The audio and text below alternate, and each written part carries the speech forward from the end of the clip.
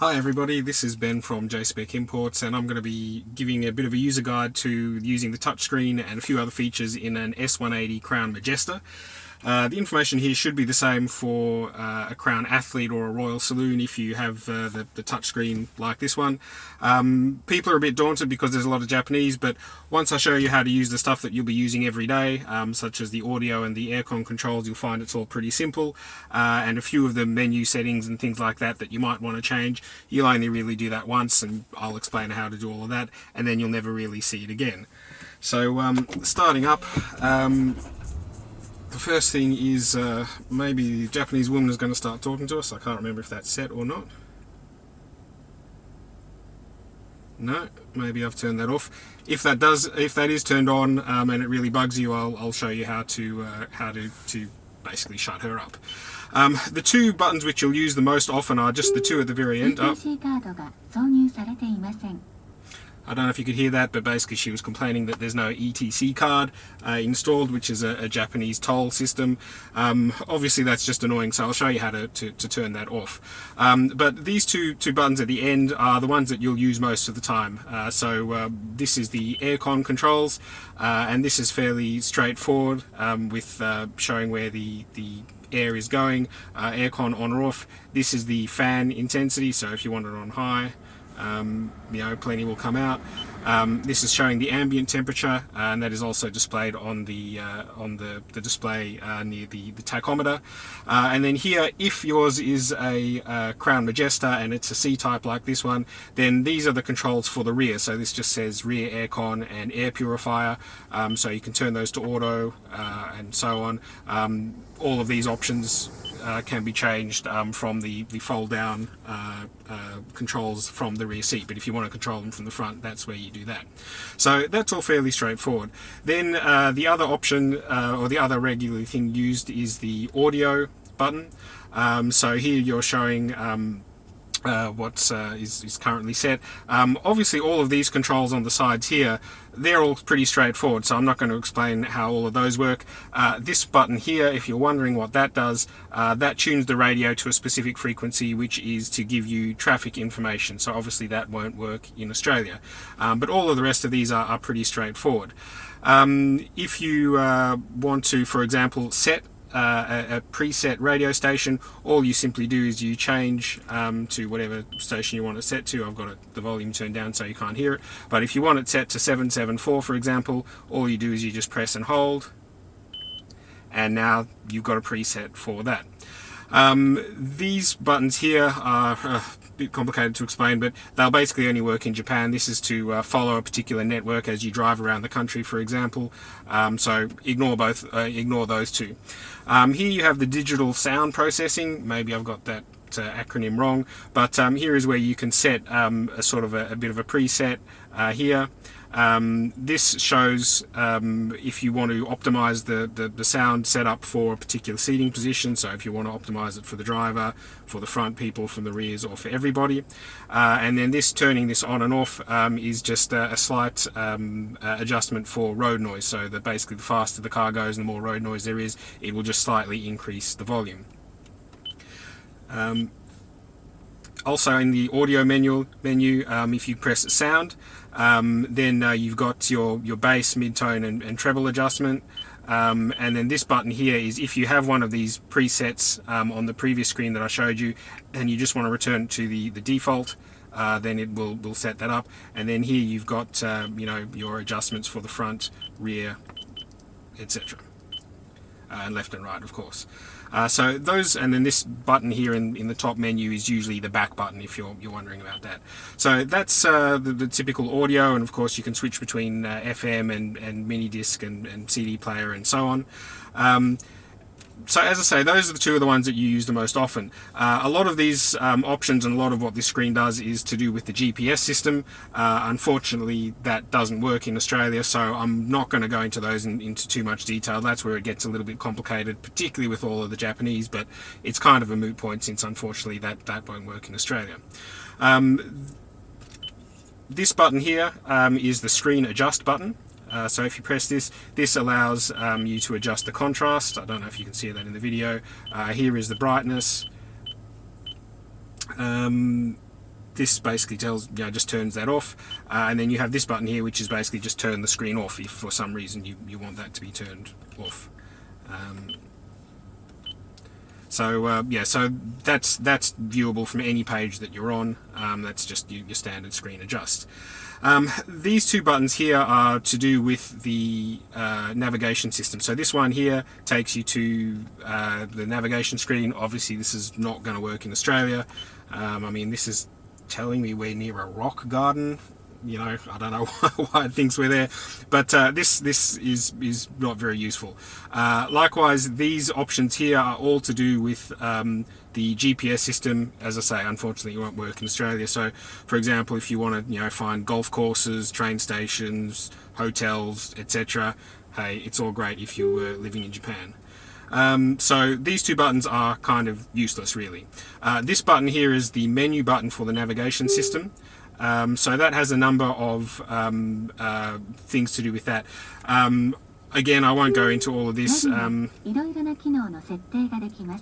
Alright, let's shut her up though. So first thing we'll do, so in the menu, the navigation menu button, this sound option here, this is the volume, so loud, quiet, and this turns her off.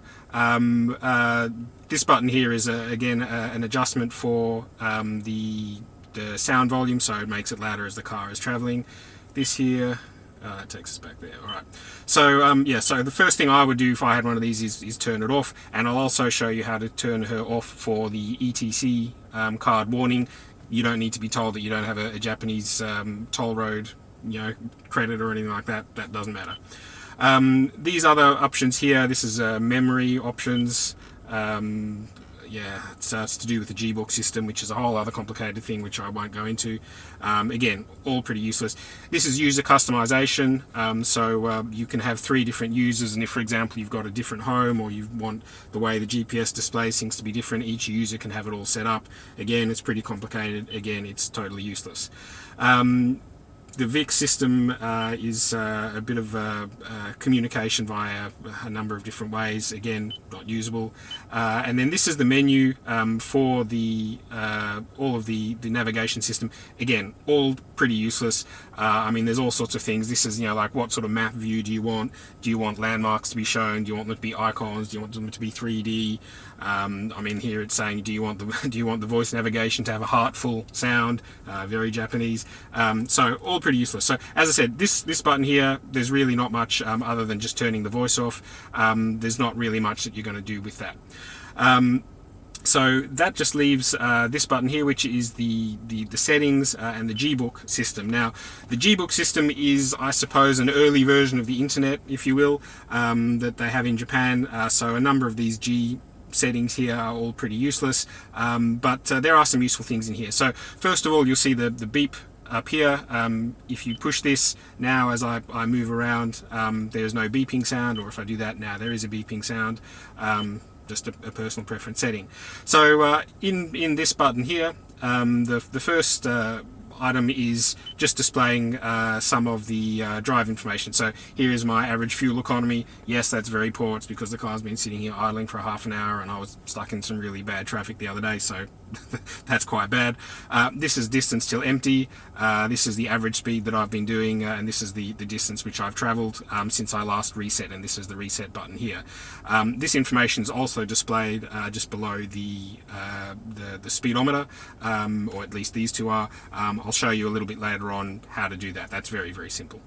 But so going back to the settings menu, these are all of the G-Book systems. I won't worry about that. The telephone and setting up Bluetooth I'll get to in a second. This is the settings for the camera. So the first thing you have is how loud do you want certain things to be. I think on a car, I might be mistaken, this car does not have the factory option sonar, but if there is a sonar sensor or parking sensors, I think the settings might be displayed here, or they might be displayed elsewhere. You might, just because I can't show you now, you'll have to work those out, but the settings are basically showing how loud you want the parking sensor beep to be, and then I think also how close or how far before it kicks in. You'll kind kind of work, and then I think there's an on and off option as well. You should be able to work that out. So that is the for the sound. This here is asking whether it wants to display this particular message. I'll get to this in a second. This is to do with the parking assist. So let's not worry about this now. This will make a bit of sense in a moment. And then this option here is for the parking guide. Do you want that to be on or off? Sorry, not on or off, but which system do you want? So do you want one where it sort of shows where the front wheels will swing, or this style setup? So if I put the car in reverse now, so that is the one setting. So as I turn the steering wheel, it shows me where the car is going to go. Or going back to that system, if I have this style set up, then as I go in reverse, it's just displaying that icon there instead. And then this is simply the, no, hang on, that's the bit I was talking about a moment ago. We'll get back to that in a sec. And then you can just simply turn off the guide here, regardless of which sort you had it set up to. So I personally like that one. This is a maintenance warning menu. So basically you can tell the car at a certain time, and this is on and off, whether you want it to tell you you're due for an oil change or for the tyres or whatever. So for example, if we see the engine oil option here, so if I click on this, we can say, alright, tell me at a particular date, so 2020, in 8th of August 2020, warn me that I need to change the oil. Or you can say in 500 kilometers, warn me that, and this is okay, warn me that I'm due for an oil change. And then do you want to cancel this? So yes or no. I don't really want that, so cancel it. Yep. So that's the setting, and there's all sorts of things: engine oil filter, rotation, blah blah blah. And then there's even more under the personal items here. So when if you wanted to tell you when to change the air filter, or when to when it's due for a wax, all sorts of things like that. This icon here is then just go to the next page. And then here you see go to the previous page. So on this one, if you go to the next page, this is simply a calendar, pretty self-explanatory. This is again to do with the navigation system and showing, look, it's a number of different options, hotels, blah blah blah. So again, we're not interested in that. What is of interest, this is the ETC system, which as I said is the Japanese tolls. Again, this here is setting up the card, but obviously you don't have one. But this here again is to do with the audible warning systems, so that when you first turn the car on, for example, you're going to have the woman talking to you saying, hey, be aware there's no ETC card, so if you drive through a toll road, you're going to get a fine. I would turn all of these off, so that's basically off, so that you don't get her talking to you. And then finally we have just sort of some general options. Now this first one actually I think is quite important. This setting is for when you're driving along. The car assumes that most of the time, if the GPS was working, that's what you want to be looking at. So if, for example, you're looking at the audio screen or the aircon screen, after 10 seconds or so, it will automatically revert back to the GPS display, which you don't want. So this setting here, I can't remember which. Yeah, so this setting here should leave it so that if you choose to be viewing the aircon screen, it stays on the aircon screen. If you set it to this one and you're driving along and you set the aircon screen, which is how I would like it to mostly be displaying, after 10 seconds or so it'll flip back to the GPS, which doesn't work. So I think that's a really handy option to change if it's not set like that. These here are changing the colors of the system, so you've got green, blue, grey, beige. I'm happy with green. This one here is something to do with a lamp. I'm I'm not sure on that. That might. I'm just guessing here actually, just because some of that I can't quite make out. This might be whether you want the light below the door mirrors to turn on when you approach the car or when you open the car. Don't quote me on that though. You might have to fiddle around with that one and see what it does. These are various options here again to do with the G-Book internet system and the GPS. So that's all pretty not very useful. So that's basically the system in a nutshell in terms of things that you would want to know about. I'll also show you a couple of other bits and pieces that you may not know about, or you may wonder what does this button do or what does this switch do, as well as getting the phone set up and also the parking assist, so I'll show those to you as well. Just having a look at these buttons down here. This is to access open the fuel filler cap. This is in the case of if it's a C-type Majesta with the rear power seats, this simply sets them to the default position.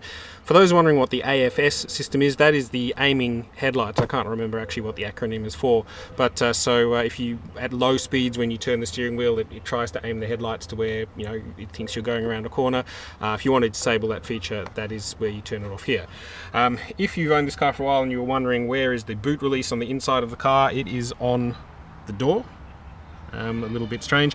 And then the other thing which you may not be aware of, but hopefully you have discovered, is that to open the boot, there is a little button just here. So as you press that, as long as you have the smart key on you, then that will slowly raise itself. You can see that it's a motorized system. For some reason I've never understood, it doesn't then have a motor to bring it back down, so you have to use your hand.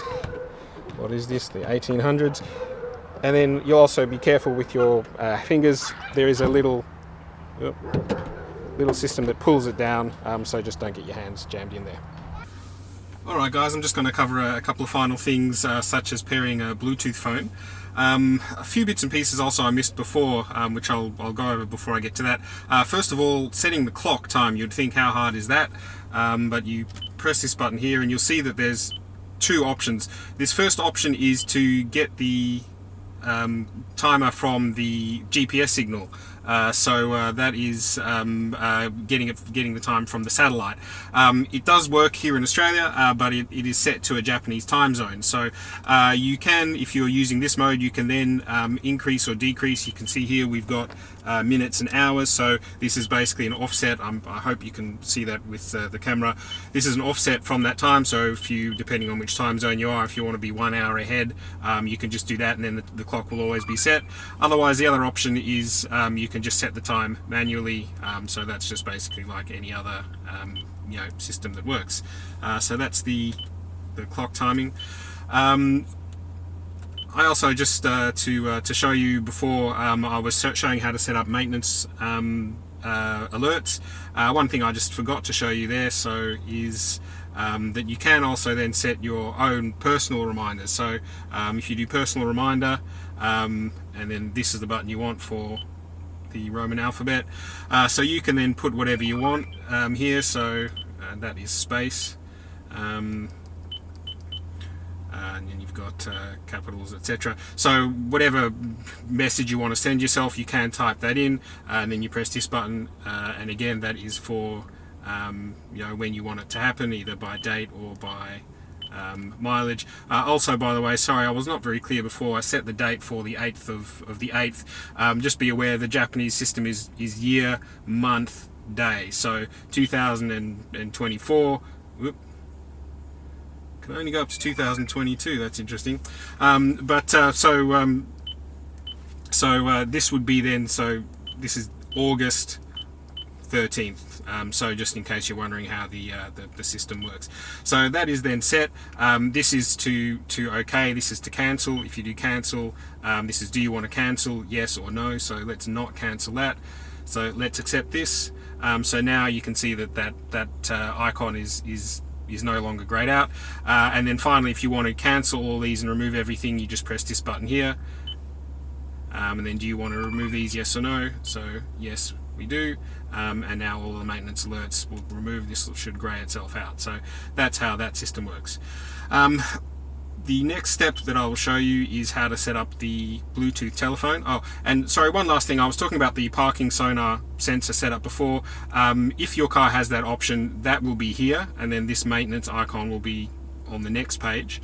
And under the, I was just having a look at the manual before, under the parking sonars, there's the options. The first is basically the audio volume. Then you've got, I think it's at what distance do you want it to start beeping at you, and then the third option is whether you want it to display on this screen or not. So an icon will come up when they're turned on. Even if you've got it turned off here, you will still get the display showing the little diagram of the car and where things are in relation to it on the sensor, which is on the screen, which is on your speedo. But let's get to setting up your Bluetooth telephone. So that's this option. So again, under the info display, then we've got telephone. So to initially pair your phone, you've got here Phonebook, one touch dialing, call log, and settings.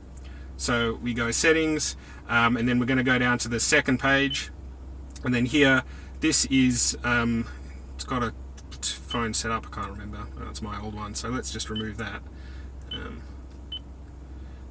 Yes, we want to remove it. So this is how it should start out for you. So this is settings, and this is Bluetooth add a phone. So we're going to add a phone, or in fact, let me just show you. So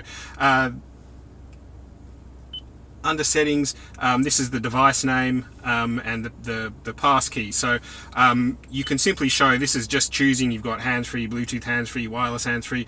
This is just showing, so when you're trying to find it on your phone, it's just showing what the Bluetooth connection will actually look like, or what it'll say. So whichever of these you choose, it doesn't really matter. So let's just leave it as hands-free. And then here is the pass key, and you'll see that in a second. So here we do add phone, and now I'll crank out my phone. I won't show you my password. So I hope you can see all of this, but so then if I do refresh, hopefully this doesn't take too long. So there it's found. So this is the name that we gave it to hands-free, so I choose that.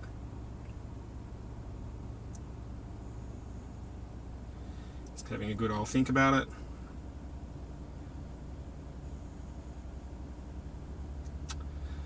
Come on. And then it'll ask for the pass key, which is input, which is shown here. Couldn't pair because of the incorrect pin or pass key. Well, let me.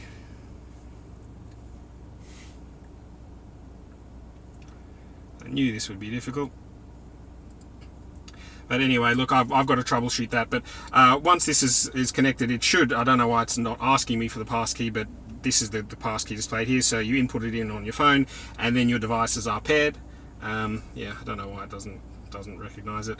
And then once they're paired, then you can use it as a regular phone. Through the car, you're answering, and the buttons on the steering wheel will all work. How to use these options? This button here is synchronize the data. So once the phone is paired, and then you select this button here, then it should, in theory, synchronize the contact list, so that when you choose contacts or phone book here, it's saying here, well, you haven't synchronized them, then that will work. Now, how all of this works, and the one-touch dialing and a number of things, this gets a little bit complicated. My best advice, if you want to do more than simply make a call and answer a call, and you actually want to get your phone book and all sorts of things working, do a little bit of research online. Search for LS430 user guide.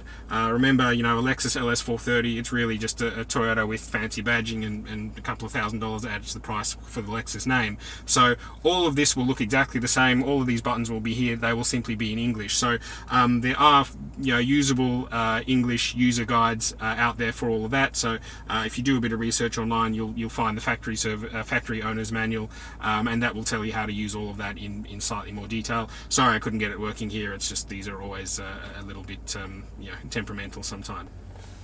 Okay, so I'm going to show you how to use the parking assist system. So whenever you put the car into reverse, you get this screen, which we've shown before. This turns that little visual off, but let's leave that on. So this button is the parking guide button. The Japanese woman will probably start talking to me, even though I've turned it off in other sections. But so when you push this button, this screen comes up, and this basically says that you just want to be 1 meter away from the car that is nearby. This button basically says, all right, I've seen this, I don't need to see it again. So if you select this, and we select OK, so now the next time I go in, it doesn't show that screen anymore. That I talked about before under the camera system, so under the settings, camera, this setting here is whether you want that screen shown or not. So this is yes, I do want to see that screen every time, or this is no, I don't want to. So that's up to you. But so put the car in reverse. So this is the screen. So this is basically saying yes, okay, I'm 1 meter away from the car. And now we're going to reverse until the car is lined up with this green line here. So I'm just going to do that. I'm going to give myself plenty of room.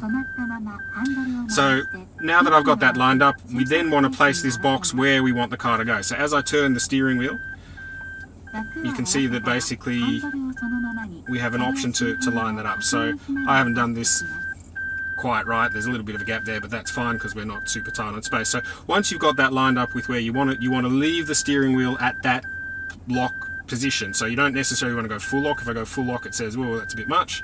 But I set it there, and so now I'm reversing without moving the steering wheel at all. And I just got to watch that car on my right hand side. Ooh, that's going to be a little bit close actually. So now it's changed to this different mode. I'm avoiding the car on the right, which is kind of throwing a bit of a spanner in the works here. But so we're backing up, and you want until this green line lines up with the gutter. Once that does, then you go full lock the other way. So now I've gone full lock to the right, and now as I continue to reverse, we are in our position. So that's basically how the parking assist works. Obviously keep your eyes peeled, don't trust the system implicitly. You still got to watch the cars around you, and every situation will be a little bit different, but that roughly helps you line things up, and that makes parallel parking fairly easy. Just showing how the memory buttons work. These record memory for 3 different users. In this car it records the position of the seat and the steering wheel. So to set, you basically press and hold the set button and then choose which number you want. So I press and hold that, and then I press 2, and you can hear it beep, and that set it. So, and then if you simply want to recall it, so if I just press 1, it'll turn the steering wheel and the seat. So that's the steering wheel moving, and that's the seat slowly moving. Alright, a quick explanation of how the smart key system works. As long as you have the smart key on your person, or in your purse, or in a pocket, or in your hand, you basically can access the car. So press the button to lock, and to unlock you don't actually press the button, you basically just sort of put your hand in the general vicinity, I hope you can hear that, and it unlocks. Exactly where you put your hand I'm not quite sure. Sometimes if you just give it a tap it works, sometimes not, but as a general rule if you do that and then pull, you're all good to go. Now you may wonder what happens if the key battery goes flat. You might think, oh well, I'm in deep trouble, but if you just push the little tab here to the side, then you've got a regular key which you can put in, and that's why there is a key lock there.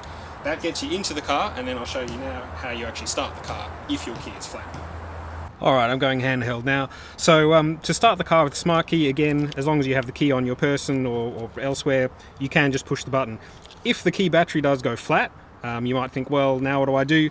That's when you can simply put the key in this slot, and then even if the battery isn't working, you can still at least start your car. Some people actually store their key here, and then of course you've got things dangling off the keychain, you can do that. I don't know why you would. In theory, the whole point behind the smart key is that you don't have the key, is that you don't have the key out, you just leave it in your pocket, but there is that option. If you weren't aware, if you simply push the button without your foot on the brake pad, on the brake pedal, that is basically the equivalent of turning on accessories. And then to start the car, you actually have to have your foot on the brake. And now when I press this, now the car is running. Just having a look at a couple of other features, you may or may not be aware, this is what folds the mirrors in and out. So if we just have a look here, you can do that manually, but some people may not be aware that if you leave it in the middle position, then when you lock the car and walk away, the mirrors will automatically fold, and then when you walk up to the car again and you start it, then it will unfold them. Just having a look at some of the buttons on the steering wheel here. These buttons are here to do with the audio system, so switching between FM, AM, all of those options, and then this here as well is choosing different radio stations, and then obviously we have volume control. This button here is the voice command button. So she said, give me a command, please. They're all in Japanese. I'm not going to go through them here. I mean, I don't even know which ones work. Help kudasai. No, she didn't like it. All right, well, anyway, so that's pretty useless. And then here we've got the display button. And this button just changes the display, which is showing here. So if I push once, that is showing distance until empty. That is showing the average fuel economy. Again, that's very bad because the car's just been sitting here idling. And then this is showing real-time fuel economy. So that's pretty straightforward, and then if you press it again, that is off. This also shows a few extra bits and pieces. So for example, if you open the door, it's all fairly straightforward. Although there's Japanese there, you can see from the icon what it's trying to tell you. Likewise, if your car has parking sensors, when the little icons are showing on there, you can see a picture of the car with little lines in the corners, so you know what that's all about. Having a look here, this is the heads-up display. You might think that this is for brightness. I have no idea if you'll be able to see that or not. Maybe not. But this just moves the display up and down, just so that if you're of a different height, that's just handy to know. Otherwise, I think everything else is fairly straightforward. This button up here is for the air cleaner or the air purifier, so you can turn that on and off. This button here, I'm going to be honest, I'm not quite sure what that's all about. There's something in the ceiling and off. I've actually got the Japanese owner's manual here. I've had a good look through that. I couldn't see any reference to that button, so that's a little bit of a mystery. So apologies that I haven't completely nailed it there in this user guide. All of these buttons are fairly obvious. This button here is controlling how the automatic transmission works. So if you put it in power mode, it basically just revs a little bit harder before changing gear. If you push the other way and put it into snow mode, then it's actually a little bit slower to change gears. So rather than if you're driving at low speeds, it'll just hold the gear a little bit longer, so there's not such a shock through the system, and in theory then you're less likely to lose traction on the snow. This is the air suspension height button. The only comment that I would make there is if you set it in high mode and you leave it in high mode, I don't know actually if the S180 Crown Majestas do this, but in some of the other Toyotas that have air suspension, once you're up to speed, you'll find that the car will still set itself to the low suspension. So once you're doing maybe over 60 k's an hour, it does that just to give you better fuel economy, just because the lower to the ground the car is, the sleeker it is, and the more aerodynamic it is. But then when you slow down to lower speeds, then if it's set to the high mode, then the car will nonetheless raise itself up. So it's only at high speed that it sets itself down, and then as soon as you slow down, it'll set back to the high mode if that's what you wanted. This here is the CD stacker. Again, I think this is all pretty straightforward, but this can take up to 6 CDs. So you insert one in and then you press the load button, then it'll suck that one in, put it down, and oops, I shouldn't have pressed it, but so you can load up to 6 CDs and then eject them with it. This here is a mini disc. Gosh, a mini disc, for those who don't know, I guess it's a cross between a floppy disk and a CD drive. But they were all the rage in Japan. The rest of the world basically said meh and didn't have any interest in them. They've of course now died as everybody has music on their phones and hard drives and so on. But just in case you were wondering, that's what that's all about. Alright guys, well I hope that covers everything. So I hope you enjoy your Crown Majesta. I think these are fantastic cars, and hopefully that user guide is helpful in getting a bit more out of it and understanding how a few of these options work.